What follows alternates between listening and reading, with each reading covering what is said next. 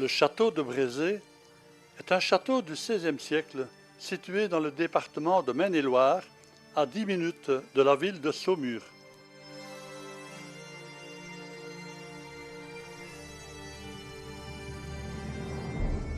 Domaine unique de la vallée des Rois, au cœur d'un vignoble de plusieurs dizaines d'hectares, le château a appartenu à la puissante famille des Dreux-Brézé pendant des siècles, avant d'être transmis par mariage à la famille de Colbert, descendante du ministre de Louis XIV.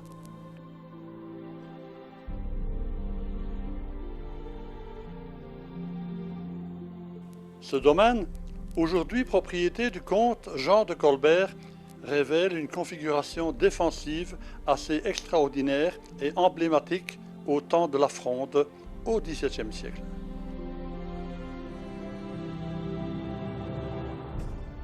Le château se compose de 3 ailes disposées en U autour d'une cour. L'aile sud est de style Renaissance. Les 2 autres ailes sont, elles, dans le style néogothique.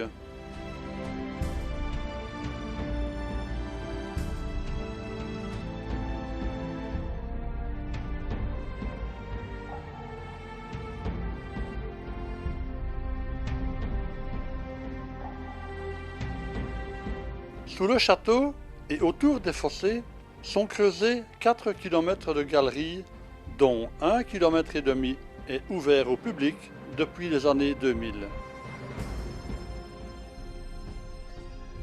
Peu connues du grand public, les recherches menées sur les châteaux souterrains avancent que le château de Brézé est à considérer comme la plus grande forteresse souterraine d'Europe par sa complexité et notamment l'ingéniosité de ses retranchements.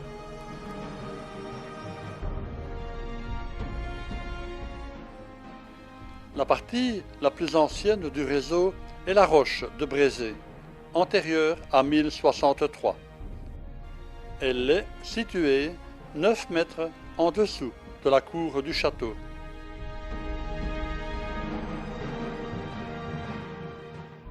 La roche de Brézé présente une structure en trèfle avec au centre un puits de lumière.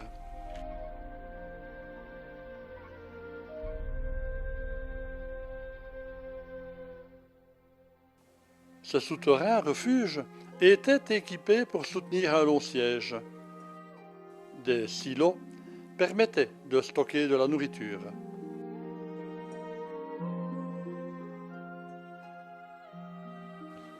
L'accès au souterrain pouvait être facilement obstrué et les défenseurs pouvaient tendre des embuscades aux assaillants grâce à l'étroitesse des couloirs et à leurs nombreux coudes.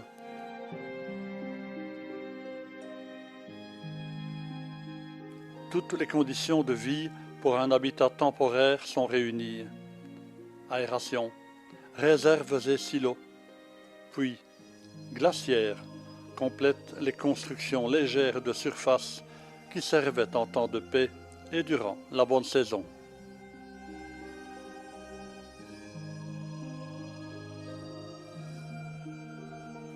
Le système défensif est complété par un pont-levis souterrain à contrepoids, protégeant l'accès de la grande galerie souterraine depuis les douves. Le pont-levis reposait à la place du plancher de bois sur une fosse de 4 mètres de profondeur équipée d'un poste de guet.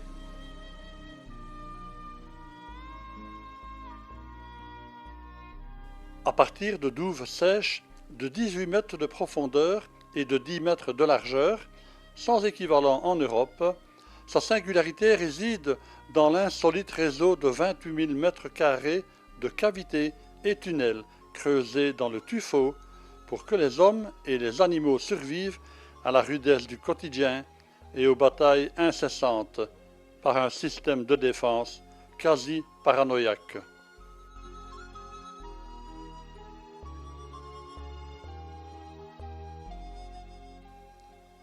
Les fossés sont entourés d'un chemin de ronde souterrain, muni de postes de tir, et l'un des principaux éléments est une échauguette.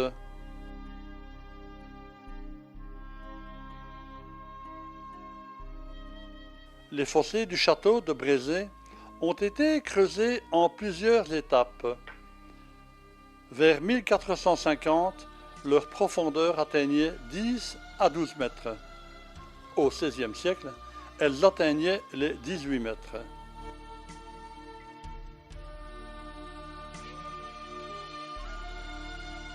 Les pierres, extraites lors du creusement des fossés, ont été utilisées pour la construction du château.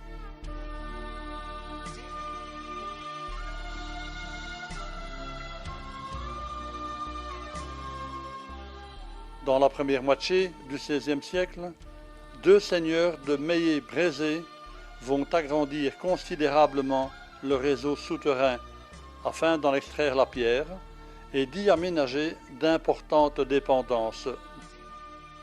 Dans les salles déjà existantes, on crée des lieux de stockage, une boulangerie,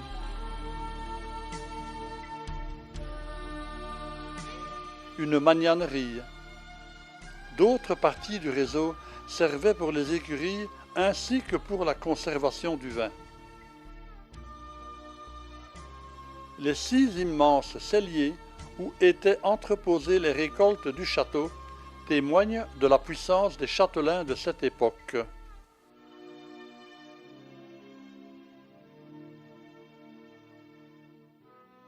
D'importants travaux d'aménagement du parc et de restauration du patrimoine sont entrepris chaque année pour la plus grande satisfaction des visiteurs.